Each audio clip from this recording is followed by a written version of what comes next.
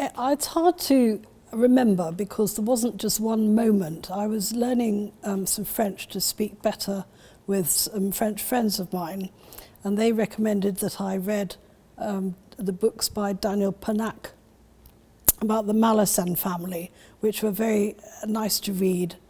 And because I think it's constructive cheating to read parallel texts, I read some of those books in English, and they had been translated by someone called Ian Monk, who was a member of Oulipo, and also Perec and Perec are on the same shelf in the library.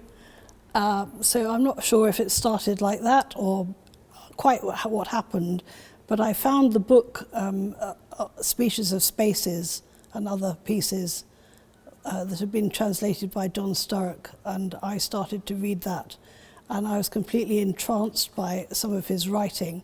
It's as if he knew me. You know, he was describing silly things like, do you remember when you're at school and you write your address and you write the county and the town and everything, and then you do the world and the universe and space and infinity, and I thought, well, we've all done that, and how good he's writing about everyday things and nobody else bothers to write about. That's a silly example, but I started to find that I really liked his thoughts and what he wrote.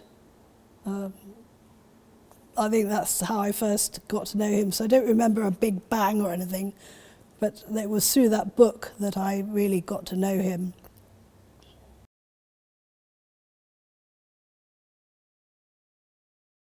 Well, those are in the John Sturrock translation book, and I had ignored them at the beginning because I couldn't really, they didn't draw me in when I started to read them. And then I'd done a project through the University of the West of England.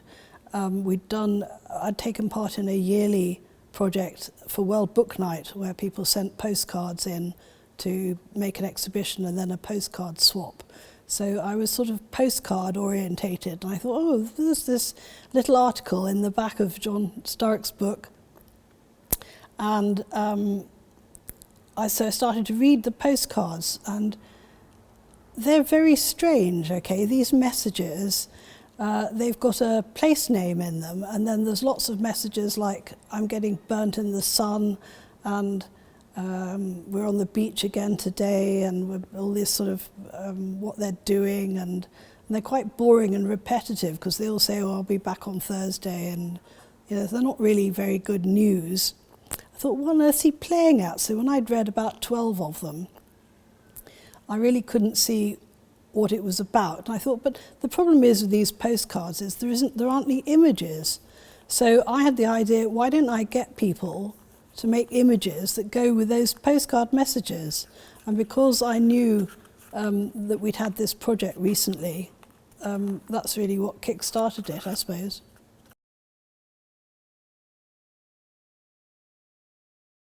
Well, as I said, it was quite a simple idea. I said to my then professor, I've had this crazy idea about getting people to make these postcards. And she said, well, why don't you do it then? And so the first thing was to make a post office box so that the postcards could be sent to me. And then there's a thing called the Book Arts newsletter, which again is out of the University of the West of England.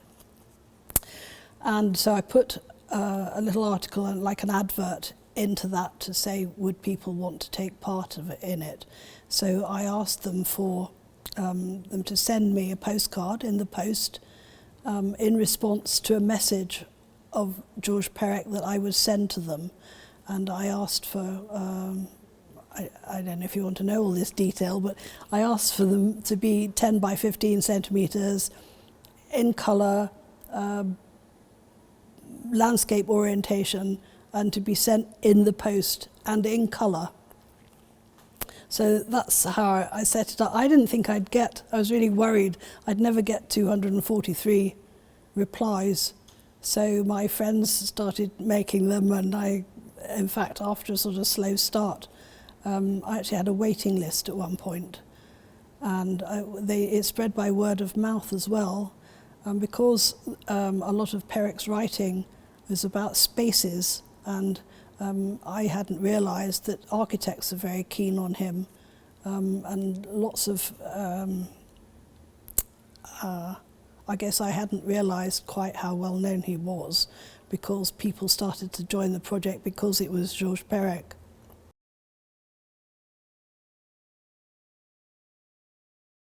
Okay, well at the beginning, there were a few people who looked at the book and who cherry-picked the ones they wanted to do, which was fine at the beginning, and I suppose I did that myself on with one or two of them, and I soon realised that that was going to be really unfair, because who would I give the difficult ones to, or I couldn't keep track of them.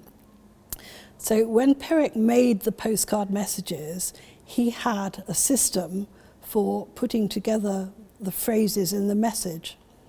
And he invented this 9 by 9 grid where the numbers moved like chess knights. So it's called a chess knight's tour grid, and he invented one that was 9 by 9. I've got a little picture of that, which shows how actually incredibly complicated it is. And what it meant was that I felt quite happy then, because I was using a method that Georges Perec had set up.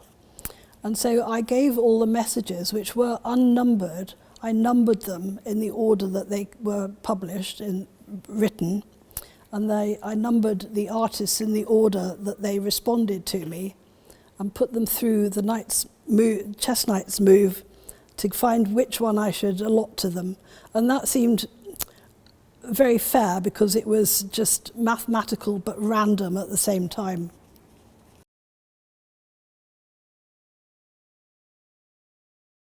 One of the women who had done a postcard for me, Marie-Christine Morris, obviously knows about the project, and she knew there was going to be a meeting here in November the year before last, and it was about French collections in British libraries.